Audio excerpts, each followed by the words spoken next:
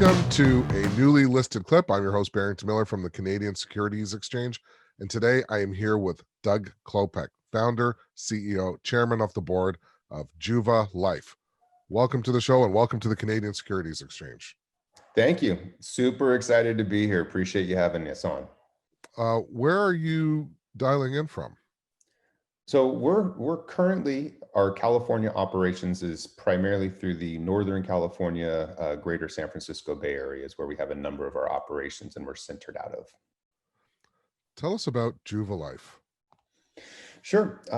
Juva Life has its roots from the cannabis industry. I have about 11 years of commercial cannabis cultivation, manufacturing, retail experience. So I was doing this long before it was the popular thing to do commercially. And long time ago, saw the need for real science, real medicine, real efficacy, and it was severely lacking in this industry. So I created a company based on decade plus of operational understanding of the cannabis industry and the needs of clinicians, researchers, and patients at large needing to understand why, how, and if cannabis works. And if those three things can be answered, how do we replicate a dose similar to what physicians are used to? And that's really the heart of Juva, of our story. So we have our vertically integrated cannabis components: cultivation, distribution, manufacturing, retail stores. And then we have our research division, and that's really where the company is really focused and founded.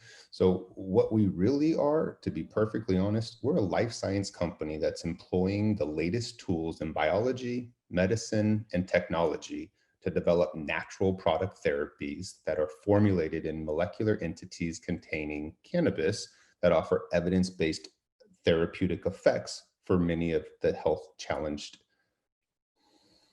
Now, as I welcomed you to the Canadian Securities Exchange, you are newly listed. Why did you choose to go public? Yeah, it was always part of our pathway.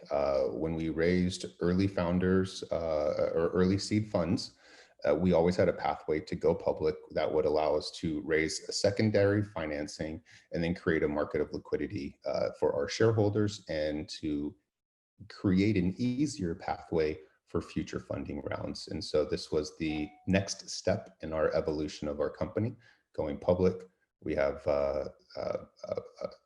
warrants that were baked into our last round financing. So this is a mechanism for our next round of financing, as long as we see the liquidity, which we're hoping to achieve. Well, I think you're at the right place, but I could be biased. Nobody does it alone. That much I've learned in my experience. Can you tell us about some of your teammates? Yeah, I feel extremely fortunate to have a team that I've assembled. I've handpicked just about every person that's currently on our team and honestly, many of the people on this team come from other industries. So I'm one of the few that are a longtime cannabis industry veteran. I brought one of the gentlemen with me who grew one of the largest dispensaries in San Jose from only a few million to almost $20 million a year annually. I've pulled in some of the leading researchers and clinicians from around the country. Dr. Rakesh Patel's the director of our medical advisory board. He actually sits on a board that works with, specially appointed by the White House, on how they deal with oncology during COVID.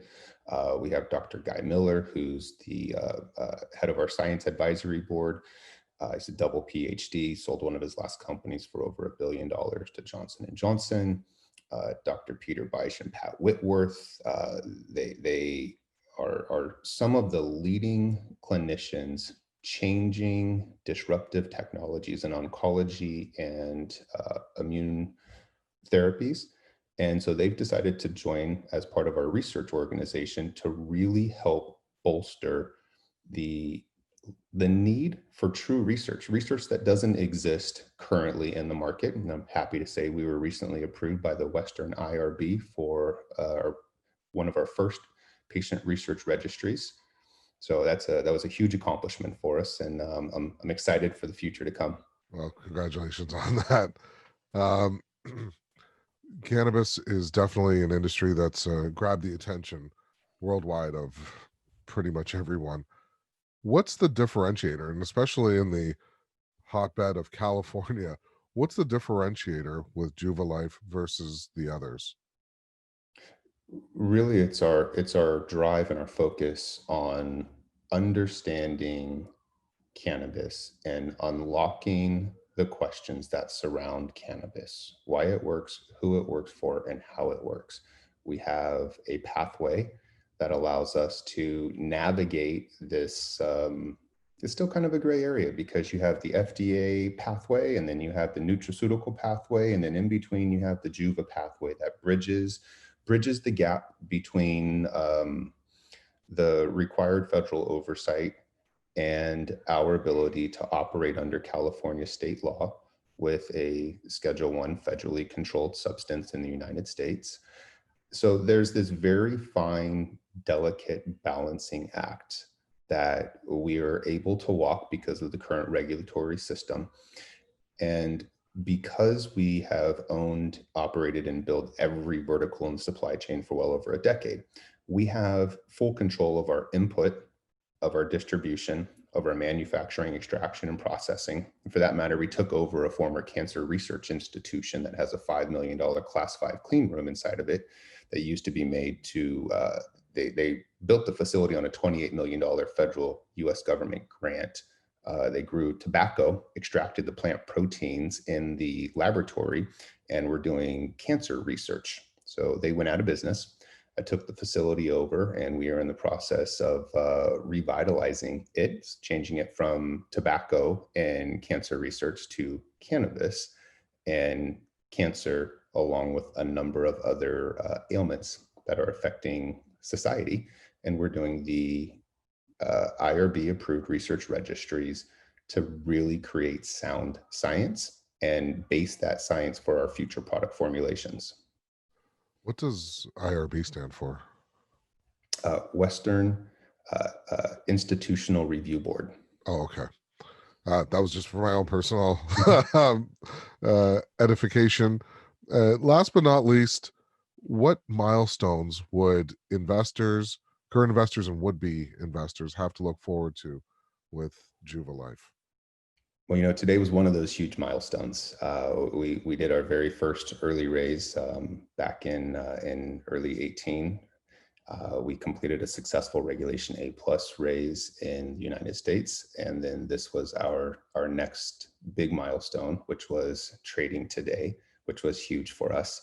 Subsequent following that is the launch of our Hayward facility. That's really where the science and magic will really happen. So we've recently, after 2.5 years of working through the regulatory approvals, received those approvals just in the last couple months. We're starting the construction on that site, and we're very, very excited to get that site fully operational to start our manufacturing of our products. And subsequent to that, next big milestones will really come from the findings from our IRB approved research registries, which create the launch pad for the formulas at the aforementioned facility. Well, thank you so much, Doug, and thank you to the wonderful team at Juva Life, trading proudly on the Canadian Securities Exchange. If you like this, click below, hit the little thumbs up. If you want to see more content, drop us a line. You can also see this, catch it on CSE_TV, located on YouTube, also on our website, www.thecse.com. Thank you for joining us for Newly Listed. I'm your host, Barrington Miller. Today, I was here with Mr. Doug Chloupek, founder, CEO, chairman of Juva Life, proudly trading on the CSE. Thank you, Doug. Thank you. 10, 9, 8, 7, 6, 5, 4, 1.